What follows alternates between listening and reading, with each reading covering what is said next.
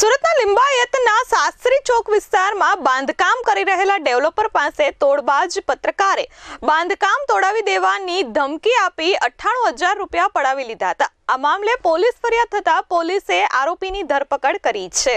સુરતના લિંબાયત વિસ્તારમાં દીદારિયા ડેવલપર્સ નામે બાંધકામનો ધંધો કરતા મોહમ્મદ ફયાઝ નિયાઝ બેગ મિર્જાએ ડિસેમ્બર 2023માં લિંબાયતના શાસ્ત્રી ચોક સ્થિત કુબા મસ્જિદ નજીક બાંધકામ શરૂ કર્યું હતું।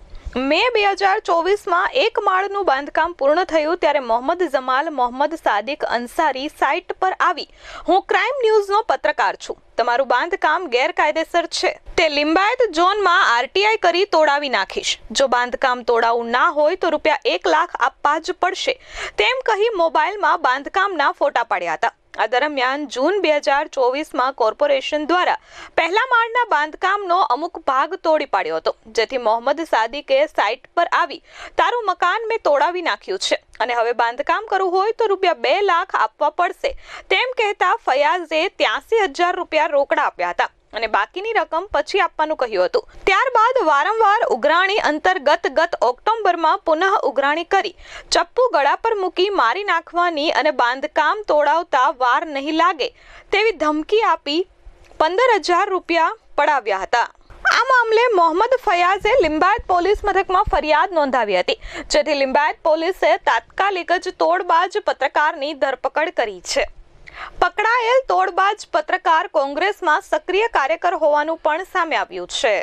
લિંબાયત પોલીસ સ્ટેશનમાં મોહમ્મદ ફયાઝ મિર્ઝા એ પોતે કન્સ્ટ્રક્શનનું કામ કરે છે, એને એક ખંડણીની ફરિયાદ આપેલ છે, જે સંબંધે મોહમ્મદ જમાલ સાદિક અંસારી જે એની સાઇટ ઉપર આવી અને પોતે ગેરકાયદેસર બાંધકામ કરે છે અને પોતે પત્રકાર હોવાની ઓળખાણ આપી અને જે તે વખતે બળજબરીથી 83,000 રૂપિયા લઈ ગયેલ। એ સંબંધે શરૂઆતમાં 2 લાખ રૂપિયાની માગણી કરેલ, ત્યારબાદ ફરીવાર ધમકી આપી અને એની પાસેથી 15,000 રૂપિયા જીપે દ્વારા પોતાના ખાતામાં ટ્રાન્સફર કરાવેલ। જે સંબંધે ફરિયાદ આપતા પોલીસે તપાસ હાથ ધરી અને આ છે આરોપી છે એની ધરપકડ કરેલ છે। જે આ પત્રકાર હોવાનું કહે છે એ કોઈ પ્રેસ સાથે જોડાયેલું હોવાનું હાલ જણાઈ આવતું નથી।